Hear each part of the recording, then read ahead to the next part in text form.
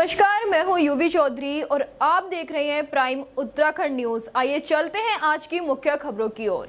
लालकुआ विधानसभा क्षेत्र के अंतर्गत गौलापार स्थित बागजाला में भूमाफियों द्वारा तराई भूमि वन प्रभाग हल्द्वानी की गौला रेंज में पट्टों की आड़ में की गई सरकारी आरक्षित वन भूमि की खरीद फरोख्त के मामले में वन विभाग ने सख्त कार्रवाई करते हुए 10 भूमाफियाओं के खिलाफ मुकदमा दर्ज कर बागवाला खेत क्षेत्र में लोगों का भौतिक सत्यापन शुरू कर दिया, जिसमें वन विभाग की एक टीम काम कर रही है। इधर वन विभाग द्वारा की गई कार्रवाई से भूमाफियों में हड़कंप मचा हुआ है।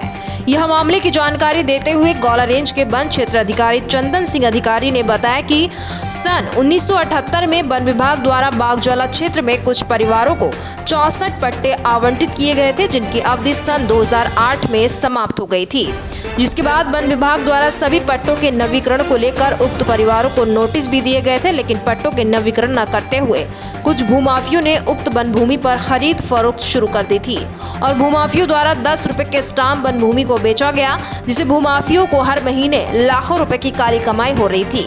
मामले का खुलासा करते हुए एक व्यक्ति द्वारा दी गई शिकायत पर हुआ। उन्होंने कहा कि एक व्यक्ति द्वारा वन भूमि पर हुए खरीद फरोख्त की शिकायत वन विभाग से की गई थी, जिसके बाद वन भूमि पर हुए खरीद फरोख्त के मामले में जांच की गई।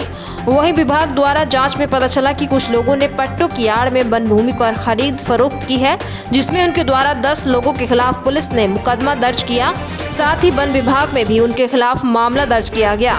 उन्होंने कहा कि वन भूमि पर हुए खरीद फरोख्त के बाद विभाग द्वारा बागजाला में भौतिक सत्यापन किया जा रहा है, जिसमें सभी लोगों के दस्तावेज चेक किए जा रहे हैं। कौन व्यक्ति वैध है, कौन व्यक्ति अवैध रूप से रह रहा है। उन्होंने कहा कि जब तक सभी लोगों का सत्यापन नहीं हो जाता, कार्यवाही जारी रहेगी। उन्होंने कहा कि जांच में कुछ और लोगों के नाम सामने आ रहे हैं, जिनके खिलाफ ठोस कार्रवाई की जाएगी। उन्होंने चेतावनी देते हुए कहा कि वन भूमि पर हुए खरीद फरोख्त के मामले में जो भी शामिल होगा उस पर कार्रवाई की जाएगी। वन भूमि की खरीद फरोख्त किसी भी कीमत पर बख्शे नहीं जाएंगे।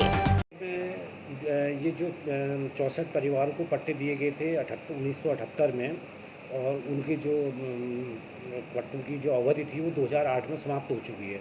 उसके बाद इनको रिन्यूअल करने के लिए नोटिस दिया गया, लेकिन वर्तमान में इन लोगों ने किसी ने भी रिन्यूअल नहीं किए गए हैं। और जो हमको सूचनाएं मिली कि पट्टे की ज़मीनों को अवैध तरीके से स्टाम्प पेपरों में बेचा जा रहा है, ख़रीदा जा रहा है, इसकी हमने तफ्तीश करी और जांच करी। जांच में जो सही तथ्य सामने आए उनके खिलाफ हमने मुकदमा कायम FIR भी दर्ज की और अपने फॉरेस्ट में भी वन अधिनियम के तहत मुकदमा कायम किया गया है। और आगे जो अन्य लोग हैं उनमें हमने एक टीम 7-8 आदमी की उसमें गठित कर रखी है। वो प्रतिदिन उनके हर घर में जाके उनके सदस्य, उनके आधार कार्ड, उनका जो भौतिक सत्यापन किया जा रहा है। और जो लास्ट में अंतिम में हम जब उसकी निष्कर्ष निकालेंगे कि कितने लोग इसमें वैध हैं, जो पट्टे वाले हैं, जिनको पट्टा भले उनका निरस्त हो चुका है, नहीं उन्होंने रिन्यूअल किया, लेकिन वो कितने हैं और अवैध तरीके से बिना पट्टे के वो कितने रह रहे हैं, इनको छांटा जाएगा और अंतिम निर्णय लिया जाएगा। उसके लिए हम अपने जो हमारी रिपोर्टें हैं हम उच्च अधिकारियों को प्रेषित करेंगे। उसके बाद जो भी निर्णय होगा मान्य होगा। दिया जाएगा कि भाई सरकारी ज़मीन को न तो कोई खरीद सकता है, नहीं कोई बेच सकता है। दोनों, अब खरीदने वाला भी और बेचने वाला दोनों अपराधी हैं। तो दोनों को हम चेतावनी दे रहे हैं कि जो पट्टे वाले हैं उनसे भी हम कह रहे हैं कि भाई बुनियादी भी करा रहे हैं, नोटिस भी चिपका रहे हैं, अब इस खरीद फरोख्त तो नहीं करेंगे।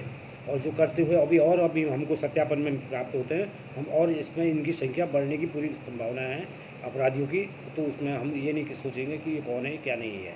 अपराधी है तो सामने आते हैं तथ्य तो कार्रवाई होगी।